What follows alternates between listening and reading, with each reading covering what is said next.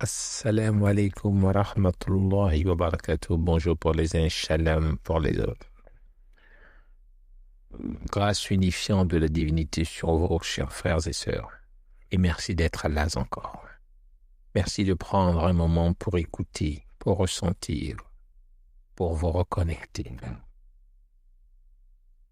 Aujourd'hui, j'aimerais vous inviter à un voyage qui ne nous amène pas loin dans l'espace, mais en nous-mêmes. Un voyage guidé par une lumière unique, pure, qui vient d'un verset du Coran, un seul. Un verset qui, s'il atteint vraiment notre cœur, peut tout changer. Il se trouve dans la 40e sourate du Coran, Fussilat, verset 53.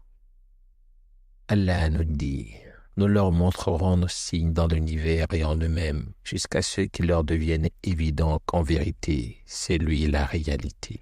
Ne suffit-il pas que ton Seigneur soit sur toute chose le témoin? Allahu Akbar. Allahu Akbar. Sanurihim, nous leur montrerons. Arrêtons-nous une seconde ici, chers amis. Qui parle, c'est la divinité, le glorieux, le sublime. Et à qui s'adresse-t-il? À nous, les êtres fragiles, les chercheurs de vérité, parfois perdus dans le brouillard de ce monde. Et que promet-il de nous montrer? Ayatina, ces signes, partout. Ce n'est pas à nous de chercher seuls, tâtonnant dans l'obscurité, non. C'est lui, dans son infinie miséricorde, qui fait le premier pas vers nous. C'est lui qui dit: je vais vous montrer. C'est un geste d'amour, un acte de pure grâce, une main tendue dans les ténèbres. Car sans sa lumière, que verrions-nous? Rien. Nous resterions aveugles, même au plus évident, incapables de percevoir les merveilles autour de nous, incapables d'entendre les murmures de notre propre âme.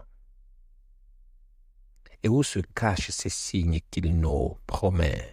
Le verset est clair. Filafaqi wa fi anfusihim, dans l'univers et en nous-mêmes. L'univers. Regardez ou imaginez le ciel étoilé infini, les montagnes immobiles puissantes, l'océan immense et vivant, le cycle parfait des saisons, la danse silencieuse de toutes choses, du brin d'herbe à la galaxie lointaine. Ce sont des signes, des messages muets mais bouleversants. Chaque goutte de pluie, chaque souffle de vent, chaque coucher de soleil est une signature divine, des preuves vivantes de sa sagesse, de sa puissance, de sa beauté. Et si l'on écoute vraiment, chaque chose devient un rappel qu'il est là, qu'il a toujours été là. Wa fi anfusihim, et en eux-mêmes. Plongeons maintenant à l'intérieur, dans les profondeurs silencieuses et mystérieuses de notre propre être. Le cœur qui bat sans relâche depuis le tout premier instant de notre vie. Mais qui le fait battre? L'esprit, cet océan de pensées, de rêves, de doutes, de quêtes infinies. La conscience qui parfois chuchote, parfois crie. Les émotions qui nous traversent comme des vagues. L'amour, la peur, la joie, la tristesse.